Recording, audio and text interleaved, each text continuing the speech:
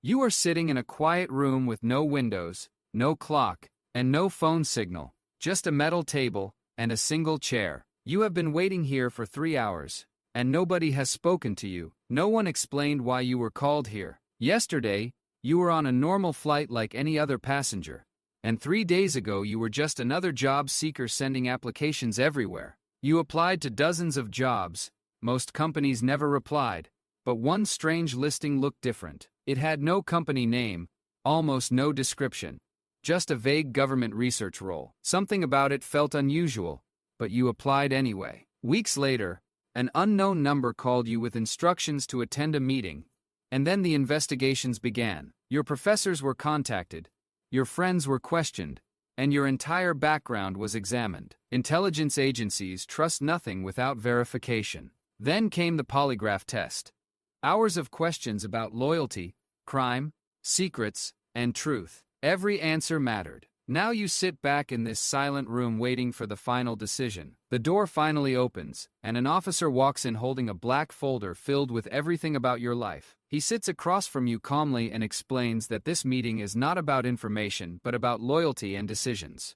Intelligence officers stop criminals, spies, and terrorists before the public ever hears about them, and that responsibility changes people. He asks a single question: if your country asked you to live a secret life fighting hidden threats, would you accept? You hesitate because that choice means leaving your normal life behind. Intelligence work stays invisible. The public never knows your name. Criminal networks exploit weakness, and agencies watch hesitation closely. After a long moment you answer yes. The officer closes the folder and welcomes you to the Central Intelligence Agency. Your life changes immediately.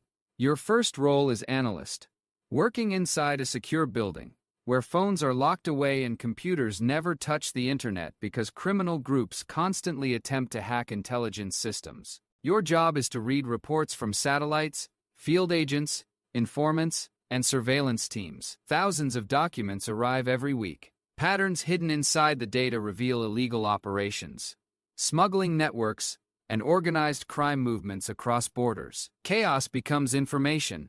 Information becomes intelligence, and intelligence stops crimes before they happen. Your reports move through supervisors, directors, and sometimes even presidential briefings. If analysis is wrong, dangerous decisions may follow. If it is correct, threats disappear quietly and nobody ever knows your name. That is the deal in intelligence work. Outside the building, your friends think you do boring government research. That cover keeps secrets safe. But inside the intelligence center, the world looks very different. Analysts see events months before the public. Governments shift, alliances break, and conflicts begin forming across regions. Criminal networks exploit instability, and intelligence officers search for warning signs. One day you notice a suspicious name buried inside thousands of reports.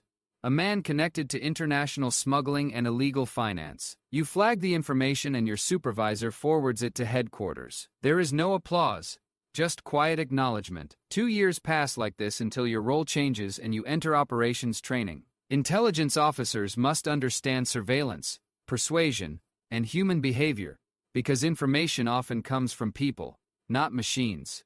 You learn how to observe targets, how to build trust slowly, and how to recruit sources who can reveal secrets about criminal organizations or hostile governments. Eventually, you are sent overseas, under diplomatic cover as a political officer at an embassy. Receptions and meetings appear harmless, but intelligence officers scan every room carefully. A frustrated military officer, a nervous scientist, a careless diplomat, each person could hold valuable information.